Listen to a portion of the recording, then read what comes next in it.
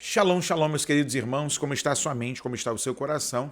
Espero que esteja tudo na mais perfeita paz. Eu sou o pastor Paulo Nascimento e esse é mais um vídeo resposta aqui do canal Falando de Bíblia. E eu quero agradecer aos meus amigos e irmãos lá da outra rede, o Instagram, @Falando de Bíblia Oficial, que tem nos acompanhado, enviado as suas perguntas, feito pastorais, aconselhamentos, orações, o bom bate-papo e a boa amizade.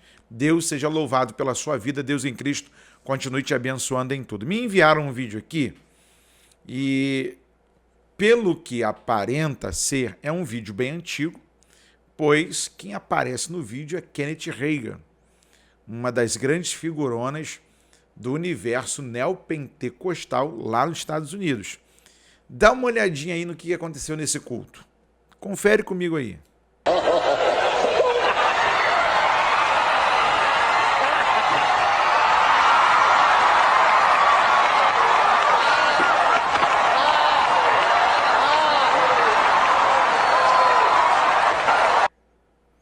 Gente, onde tudo isso vai parar? O camarada recebeu tanto poder de Deus, segundo ele, que ele correu na direção da plataforma onde fica o pregador, subiu no púlpito e pulou. Tu viu aí? Conferiu comigo? Será que o Espírito Santo se move para fazer essas coisas? Ou isso é um impulsionamento da alegria do camarada naquele momento ali, de estar diante das pessoas que dizem estar cheia do Espírito Santo e faz aquela coisa toda? Atos dos Apóstolos, capítulo 1. Mas recebereis a virtude do Espírito Santo, que há de vir sobre vós, e ser-me-eis testemunhas tanto em Jerusalém, como em toda a Judéia, Samaria e até os confins da terra. Mas recebereis a virtude do Espírito Santo, ou em outras traduções, mas recebereis o poder do Espírito Santo, que há de vir sobre vós, e ser-me-eis testemunhas tanto em Jerusalém, como em toda a Judéia, Samaria e até os confins da terra. Capítulo 2 do livro de Atos, falando de Bíblia. Cumprindo-se o dia de Pentecostes, estavam todos reunidos no mesmo lugar. E de repente veio do céu um som como de um vento veemente e impetuoso, e que encheu toda a casa em que estavam assentados. E foram vistas por eles línguas repartidas como de fogo, as quais pousaram sobre cada um deles. Versículo de número 12 do capítulo 2 de Atos. E todos se maravilhavam e estavam suspensos, dizendo uns para os outros: que quer isto dizer? E outros, zombando, diziam: estão cheios de mosto. Pedro, porém, pondo-se em pé, com os 11, levantou a voz e disse-lhes: varões judeus, e todos os que habitais em Jerusalém, seja-vos isto notório e escutai as minhas palavras. Estes homens não estão embriagados, como vós pensais, sendo esta a 3ª hora do dia, mas isto é o que foi dito pelo profeta Joel. E nos últimos dias, diz Deus, que do meu espírito derramarei sobre toda a carne, e os vossos filhos e as vossas filhas profetizarão, os vossos jovens terão visões, e os vossos velhos sonharão sonhos. E também do meu espírito derramarei sobre os meus servos e minhas servas naqueles dias, e profetizarão. É interessante que Jesus diz para eles que eles vão receber uma virtude, um poder do Espírito, para eles serem testemunhas. A palavra ali do grego para testemunha é mártires. Aquele que sofre por uma causa, que está envolvido por uma causa, que está envolto em um propósito.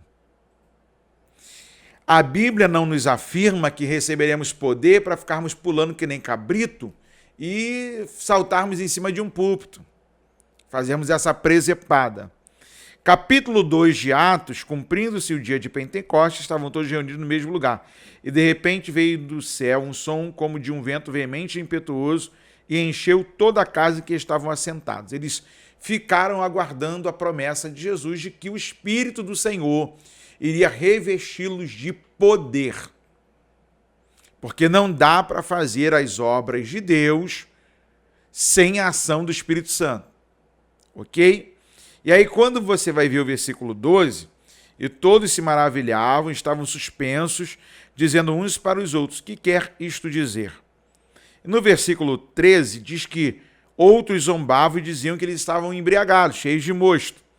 Já Pedro se levanta para fazer o seu primeiro discurso apologético e diz que aquilo é o cumprimento da profecia de Joel, versículo 16, do capítulo 2 de Atos. Que nos últimos dias, diz Deus, que do meu espírito derramarei sobre toda a carne, e os vossos filhos e as vossas filhas profetizarão. Os vossos jovens terão visões, e os vossos velhos sonharão sonhos. Quando o Espírito se mover, ele vai trazer sobre os filhos e as filhas a profecia, os jovens terão visões e até os mais velhos, eles terão a oportunidade de sonhar sonhos, como diz a Bíblia. E também do meu Espírito derramarei sobre todos os meus servos e minhas servas naqueles dias e profetizarão. Ou seja, o grande problema hoje da igreja é que no universo neopentecostal e pentecostal existem os seus exageros. Existe o pentecostalismo moderno, o pentecostalismo tradicional, existe o pentecostalismo ultra-ortodoxo, ou ortodoxo, assim melhor dizendo, e existe aquele que é mais liberal. Aquele que a galera faz o que quer, bota a culpa no Espírito Santo, diz que o Espírito falou e ponto final. Só que tudo passa pelo crivo da palavra. E tudo aquilo que tiver fora da palavra, rejeitemos. Irmão, você não crê na dinâmica do poder de Deus, não? Eu creio, acredito que Jesus pode nos encher, a gente pode se alegrar, a gente pode saltar de alegria. Agora, o problema é, o Espírito Santo não vai tirar o controle da sua mente. Não é uma possessão. É um manifestar de Deus. É uma graça divina que te envolve. Você não perde noção do espaço. Por exemplo, eu estou aqui gravando na Produtora Estúdio D, em São Gonçalo, Rio de Janeiro. Se o Espírito Santo vem sobre mim e se move, que ele já habita em mim, ele se move, o que acontece? Eu não sei. Aí eu quebro a câmera, bato aqui no microfone, dou um soco na lâmpada, aí vou dizer que não, o Espírito Santo me moveu a fazer isso. Não, Deus não tira a minha consciência. O grande problema dos nossos dias é que a gente está confundindo a alegria no Espírito com a alegria e o mover do Espírito em nós. Pastor, qual a diferença? Uma coisa é quando eu me movo pela alegria do Espírito está atuando em mim, e outra coisa é quando o Espírito está movendo toda a sua graça, a sua vontade e seu direcionamento para eu cumprir o propósito pelo qual eu fui chamado, que é de ser igreja, pregar o evangelho, ser um anunciador das boas novas e ser um mártir, um sofredor pela causa. O que você pensa disso tudo? O que você pensa disso tudo? Infelizmente o telefone está aqui pertinho, aí você fala, o microfone que até o telefone quer se meter no negócio aqui. O que você pensa disso tudo?